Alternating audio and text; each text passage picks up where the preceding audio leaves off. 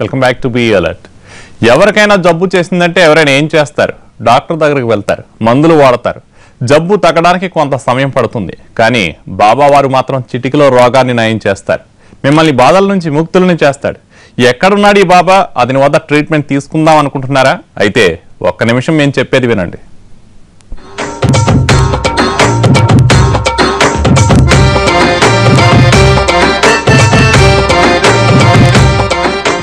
ఆ బాబా సర్వరోగ నివారణ వైద్యుడు, జనన్నెత్తిన టోపీ పెడుతున్న గురుడు. ఈ మధ్య ఎవరి నోట విన్నా ఆరోగ్యం బాగాలేదన్న మాటే. చిన్న పెద్ద తేడా లేకుండా అంతు చిక్కని వ్యాధులతో ఇబ్బంది పడుతున్నారు.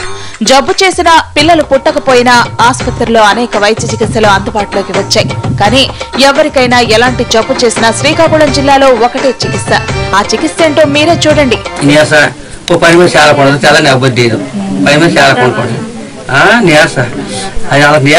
మీరు డాక్టర్ చూపించుకోవాలి. ఈ నీరస తర్వాత దేవుడు దేవుడి పెడిపి చేరుకోవాలి. మామూలు నీరసది ఆ నీరసది కొద్దిగా దాచు అది బాగా తగ్గుతుంది. ఆ బొరబరు 10 కిలోమీటర్లు పెట్టిన ఆ కాళ్ళని తగ్గుతుంది. రేగడి ఆముదాల వలస మండలం లచ్చరాయిపురం అనే కుగ్రామం. ఈయన గారి పేరు రాములు. ఇతనంటే జిల్లాలోనే కాదు, తెలుగు రాష్ట్రాల్లో అందరికీ తెలుసట. ఊరు వాడ ఇతని దగ్గరికి వచ్చి వైద్యం చేయించుకుని వెళ్తారు.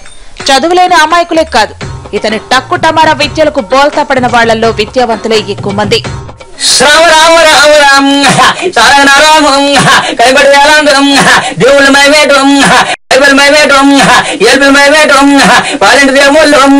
ఇంటి పేరు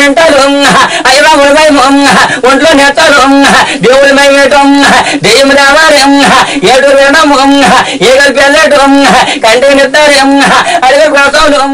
రాముల ట్రీట్మెంట్ కూడా డిఫరెంట్ గా ఉంటుంది. పూరిపాకలో శనివారం ఒక్కరోజే బాబాగారు ఉంటారు. 5-6 దేవుళ్ల ఫోటోలు పెట్టుకుని పూజలు చేస్తాడు.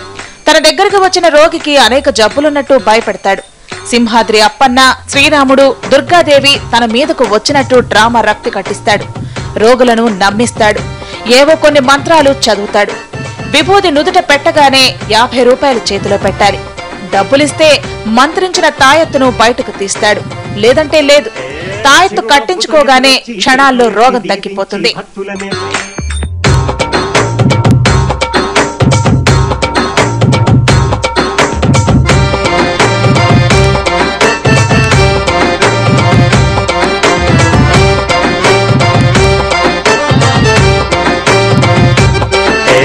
చిరునవ్వుతో ఎదురొచ్చి చేతులెత్తి దీవించి భక్తులనే ప్రేమిస్తుంటే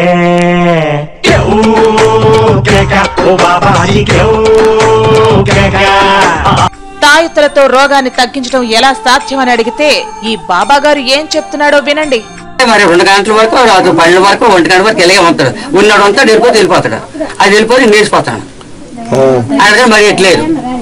ఆయన ఉంటే చెప్తాను, నాపై మరి లేదు. ఆయన వెళ్ళిపోయి మరి నేర్చిపోతాడు. చెప్తారు ఇప్పుడు చెప్పండి. ఆ దెయ్యానికి, ఆ దేవరికి, ఆ పిఆర్కి, ఆ పిశాస్కి వచ్చి చెప్పేస్తాం కదా. తిరిగి మరి రాడు కదా, వారం కదా మరి రాడు.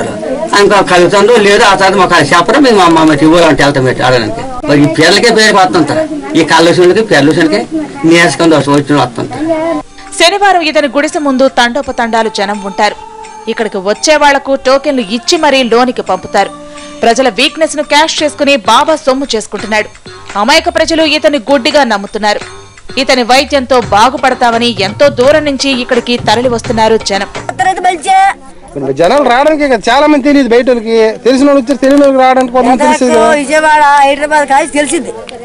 అన్నాక లేదు. ఇప్పుడు కాదు, ఇప్పుడు దేవుడు ఇప్పుడు పుట్టలేడు. ఏ పైచాత్రం దేవుడు ఉన్నాడు. అన్ని చేసి ఇదాడు కాదు, తీపని తీసేది ఎక్కడ కాదు. హైదరాబాద్ కాదు, జిల్లాలే తెలిసి మరి. చూమంతర్గాళ్ల వైద్యానికి జబ్బులు తగ్గవు. జబ్బు చేస్తే ఆసుపత్రులకే వెళ్లాలి. డాక్టర్ను సంప్రదించి తగిన వైద్యం చేయించుకోవాలి. పూజలు చేసినంత మాత్రాన జబ్బులు తగ్గవని గుర్తు పెట్టుకోండి. గుడ్డిగా కేటుగాళ్లను నమ్మే బలహీనతను వదిలేయాలి. నమ్మిన వాళ్లను నట్టేట ముంచేందుకు రాములు లాంటి దొంగ బాబాలు మన ముందే తిరుగుతుంటారు. వీళ్లతో కాస్త జాగ్రత్త.